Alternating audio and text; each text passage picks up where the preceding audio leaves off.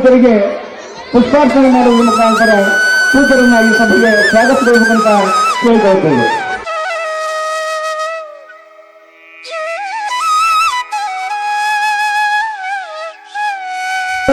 ನಮ್ಮ ಸಂಸ್ಥೆಯ ಅಧ್ಯಕ್ಷರು ಇಂದು ಈ ಕಾರ್ಯಕ್ರಮದ ಎಲ್ಲ ಕಾರ್ಯಭಾರಗಳನ್ನ ಇಂದು ನಮ್ಮ ಸಂಸ್ಥೆ ಮತ್ತು ಮಠದ ಎಲ್ಲ ಕೆಲಸಗಳನ್ನು ಮುಂದುವರಿಸಿಕೊಂಡು ಹೋಗುತ್ತಿರುವಂತಹ ನಮ್ಮ ಸಂಸ್ಥೆಯ ನಿರ್ದೇಶಕರಾದಂಥ ಶ್ರೀಪಾದಣ್ಣ ಜೋಶಿ ಅವರು ಕೂಡ ಈ ಒಂದು ಸಭೆಗೆ ತಮ್ಮ ಸಾನ್ನಿಧ್ಯವನ್ನು ತೋರಿಸಿದ್ದಾರೆ. ಅವರಿಗೂ ಕೂಡ ಸಂಜೀವ್ ಕುಮಾರ್ ಜೋಶಿ ವರ್ಣನೆ ಮಾಡುವ ಮುಖಾಂತರ ಸಕಲ ಪೂಜೆಯನ್ನ ಸಭೆಗೆ ಸ್ವಾಗತಿಸಿಕೊಳ್ಳಬೇಕು. ಅದೇ ರೀತಿ ಶ್ರೀಮಠದ ಎಲ್ಲ ಸಭೆಗೆ ಆಗಮಿಸಿದ್ದಾರೆ. ಅವರಿಗೂ ಕೂಡ ಮಾಲಾರ್ಪಣೆ ಮಾಡುವ ಮುಖಾಂತರ ಈ ಸಭೆಗೆ ಅವರನ್ನು ಸ್ವಾಗತಿಸಬೇಕು.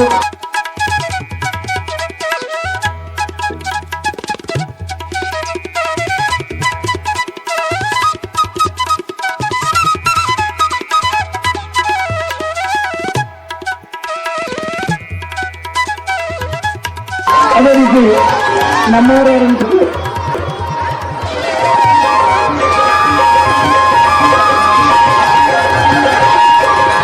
ಪ್ರೊಫೆಸರ್ ಸುರೇಶ್ ಅವರು ಕೂಡ ಈ ಕಾರ್ಯಕ್ರಮಕ್ಕೆ ಆಗಮಿಸಿದ್ದಾರೆ. ಅವರು ನಮ್ಮವರಾದಂಥ ತೈಲವಾದರೂ ಕೂಡ ಶಿಕ್ಷಣ ಪ್ರೇಮಿಗಳು. ನಮಗೂ ಕೂಡ ಒಂದು ಯಾದಗಿರಿಯಲ್ಲಿ ಶಿಕ್ಷಣ ಸಂಸ್ಥೆಯನ್ನು ಅತ್ಯಂತ ಯಶಸ್ವಿಯಾಗಿ ನಡೆಸಿಕೊಂಡು ಬರತಕ್ಕಂಥ ಮಠದ ಭಕ್ತರಾದಂಥ ಶಿವರಾಜ್ ದೇವಿ ಶ್ರೀಮಠದ ಕಾರ್ಯದರ್ಶಿಗಳಾದಂಥ ಚಂದ್ರಗೌಡ ತಾಯಂಗವರು ಕೂಡ ಈ ಕಾರ್ಯಕ್ರಮದಲ್ಲಿ ಭಾಗವಹಿಸಿದ್ದಾರೆ. ಅವರನ್ನು ಕೂಡ ಮಾಲಾರ್ಪಣೆ ಮಾಡುವ ಮುಖಾಂತರ ಅವರನ್ನು ಕೂಡ ಈ ಸಭೆಗೆ ಸ್ವಾಗತಿಸಬೇಕು.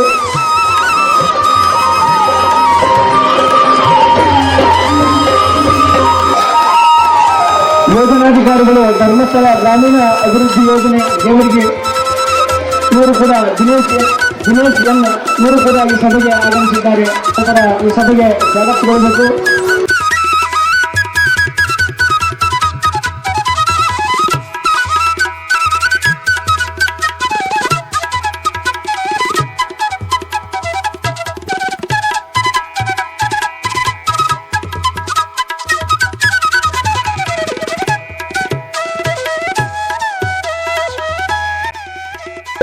ಎಲ್ಲ ಮಹಾತ್ಮರನ್ನ ಗಣ್ಯರನ್ನ ಸಭೆಗೆ ಸ್ವಾಗತಿಸಿ ಮಾಲಾರ್ಪಣೆ ಮಾಡಿದಂತಹ ಸಂಜೀವ್ ಕುಮಾರ್ ಜೋಶಿ ಅವರಿಗೆ ಅನಂತ ಧನ್ಯವಾದಗಳು.